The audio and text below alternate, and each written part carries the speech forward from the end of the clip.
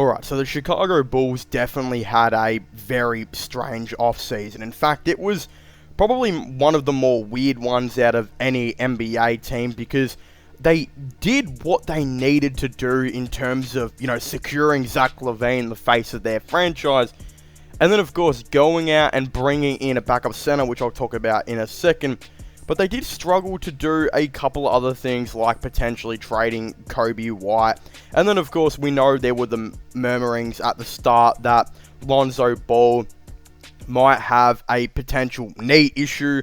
Again, he did struggle with that for a little bit in the season, and there were some execs saying that they very much worry about it. But if I'm a Chicago Bulls fan, I would not worry about that at all. I've always been a very big Lonzo Ball fan. In fact, I have met the guy's brother, which was a very, very awesome moment. But I'm going to be honest here. Lonzo Ball is still going to be one of the best defenders in the league, and I think playmakers as well. Again, his quickness might not be as good as what it could have been previously before the knee injury, but it's not to worry. I think he'll come back, and do really well.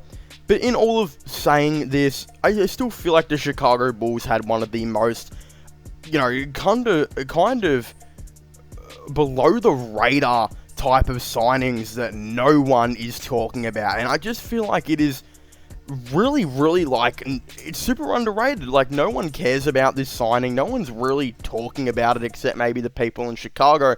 And I thought I'd kind of make this video because I feel like it needs to be talked about that the Chicago Bulls might have just signed their secret weapon to actually compete in the playoffs this year. Something that actually fixes, I think, a lot of issues on this team, actually being Andre Drummond. Now, most people know that Andre Drummond hasn't exactly had the greatest couple of seasons.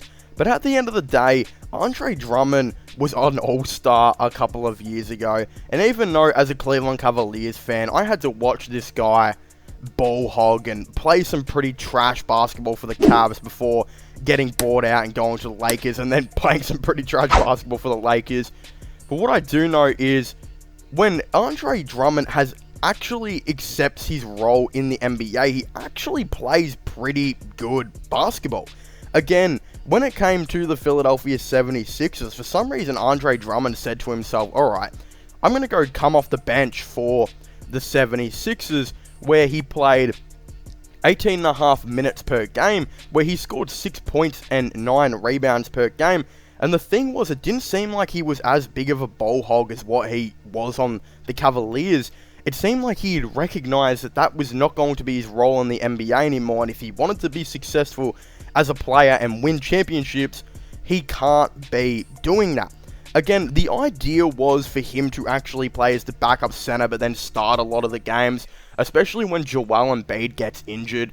And again, for some reason, the 76ers were very willing to trade him up, a part of the James Harden deal to Brooklyn, which was pretty bad for them. They ultimately should not have let that happen, because we ended up knowing Joel Embiid struggled a lot in the playoffs with injury, and literally could not get on the court really towards the end of the season, and you could tell they desperately needed a player like Andre Drummond, just to even do something as simple as get them a rebound.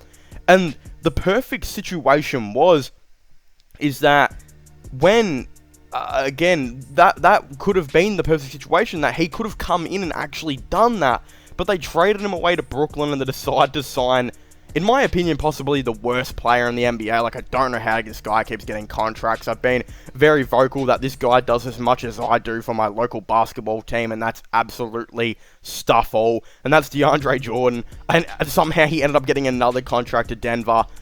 Go figure. But then Andre Drummond ended up going to the Brooklyn Nets, where he seemed to play more of a starting role, although he played minutes that a backup big would on 22 minutes per game. It did pretty well over there as well, averaging 12 and 10 per game, and again, didn't seem like he was as much of a hog.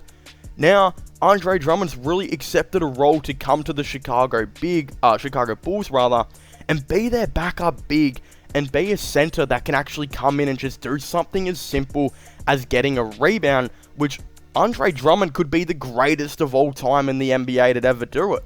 Again, a lot of people would say Dennis Rodman, but we forget that Andre Drummond led rebounding, 4 out of this 5-season period that he was on the Detroit Pistons, averaging around 15.5 to 16 rebounds per game. Ridiculous stuff. Now, if you look at the Chicago Bulls, they struggled a lot when it came to their big man depth towards the end of the year. Nikola Vucevic was being kind of touted by a lot of Chicago Bulls fans and NBA fans themselves as a guy that can shoot threes and space the floor and do all that type of stuff.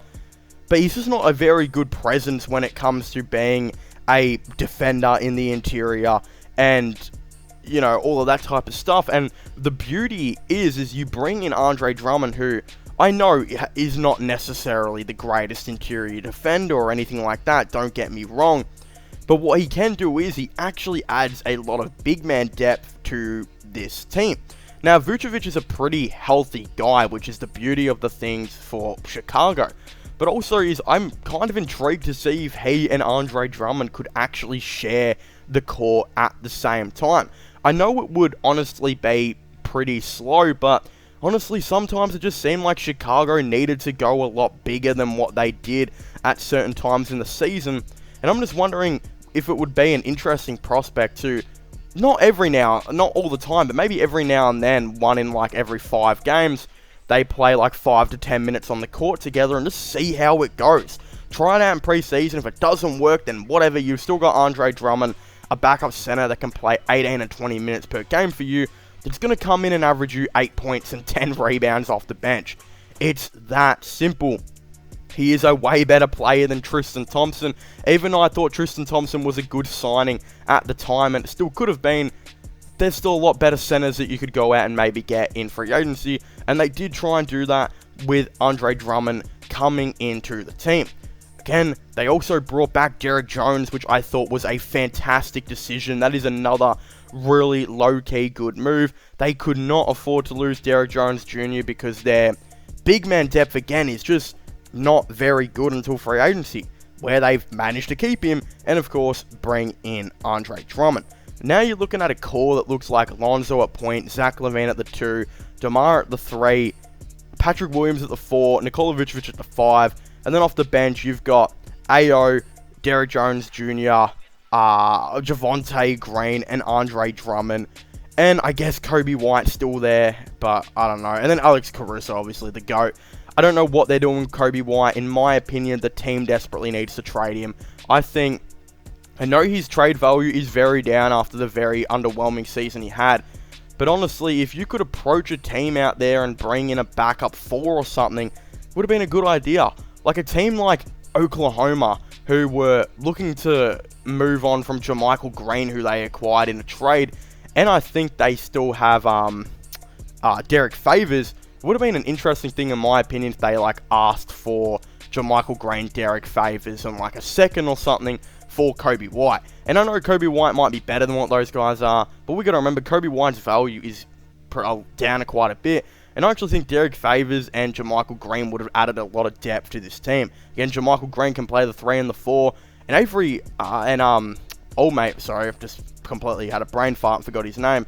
But Derek Favors, he could definitely play backup power forward and center minutes as well. And I think would have been a pretty good depth player to especially run. Again, you're probably not going to do that move because you've brought in Andre Drummond now, but it would have been an option. Or you could have still looked at JaMychal Green and maybe another player that Oklahoma had. That would have been an interesting one. I'm sure there's a lot more out there that you could, of course, try and finesse some team to bring in a nice veteran backup 4 and a 3 and all these type of dudes. But yeah, it would be nice to see them maybe add some more forward depth, I think is what I'm trying to say, to this team. And maybe moving on from Kobe White would be quite a good decision. But at the end of the day, bringing in Andre Drummond, I think was a low-key, good, under-the-radar move that is going to help them out quite a bit this season. And just give them some big man depth, which they've sorely missed. Of course, bringing back Derrick Jones Jr. also helps as well. The key for this team is just staying healthy, and unfortunately though, when you still have a bit of a lackluster depth when in terms of forwards, it might be a bit hard for them to replace those kind of guys. But yeah, I still feel like they're 1 or 2 more forwards away from actually being a finals contending team. They should have gone out for JaMychal Green. That would have been a great move for them. But again, Utah, they've probably got some players on there that you could maybe test the market for. It will be interesting to see how Chicago handle this. Of course, I definitely would really like to know all of your thoughts and opinions down below. Do you guys think the Chicago Bulls should go out for, it was Andre Drummond rather a good signing, good under the radar move, like I like to say it. And what do you guys think about the Derrick Jones Jr. signing? Of course, I would definitely like to know. But as I was saying, please make sure to leave a like, subscribe, and comment. And I'll see you guys next time. Goodbye.